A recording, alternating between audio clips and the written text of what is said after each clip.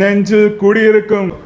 കേരളത്തിലായിരിക്കും Vijay CM ആയതിൽ ഏറ്റവും കൂടുതൽ ആഘോഷിക്കുന്നതും സന്തോഷിക്കുന്നതും. വാഴ്ത്തുക്കൾ നമ്മുടെ വിജയ് സാറിനെ, ചീഫ് മിനിസ്റ്റർ ഓഫ് തമിഴ്നാട്. വളരെയധികം സന്തോഷമുണ്ട്. തകർത്ത് പൊളിച്ചടുക്കി കളഞ്ഞു, ഒരു രക്ഷയില്ല, ഒന്നും പറയാനില്ല. ഭയങ്കര രോമാഞ്ചം മാത്രമേ ഉള്ളൂ ആലോചിക്കുമ്പോൾ.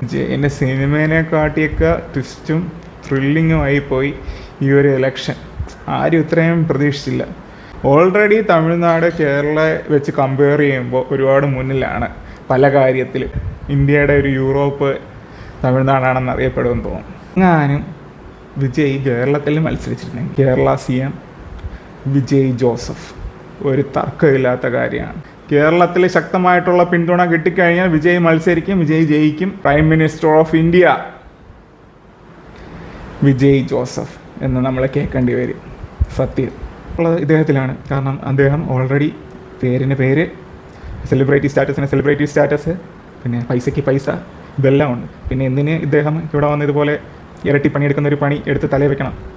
തികച്ചും ജനസ്നേഹം മാത്രമായിരിക്കണം എന്നാണ് എനിക്ക് മനസ്സിലായത്. അല്ലാതെ ഒരു സ്ഥാനാർത്ഥിയായിട്ട് അല്ലെങ്കിൽ നല്ലൊരു ചീഫ് മിനിസ്റ്ററായിട്ട് കേരളവും തമിഴ്നാടും കർണാടകയും എല്ലായിടത്തും കയറി വരുമെന്ന് എനിക്കൊരു പ്രതീക്ഷയുണ്ട്. അപ്പോൾ വേറൊരു സംസാരം വേണമെങ്കിൽ വരാം, അതൊരു തമിഴനല്ലേ, കേരളത്തിൽ അങ്ങനെ ഒരു ടോക്ക് നമ്മുടെ നാട്ടുകാരില്ലേ ഇങ്ങനെ പലതും പറയും. ഒരു കാര്യമില്ല. നമ്മുടെ MGR മലയാളിയായിരുന്നു, ചീഫ് മിനിസ്റ്റർ ഓഫ് തമിഴ്നാടായിരുന്നു. പുള്ളിക്ക് അവിടെ പോയി ചീഫ് മിനിസ്റ്റർ ആക്കി, വിജയ്ക്ക് ഇവിടെ വന്ന് ചീഫ് മിനിസ്റ്റർ. അപ്പോൾ ഈ വീഡിയോ മാക്സിമം ഷെയർ ചെയ്യുക.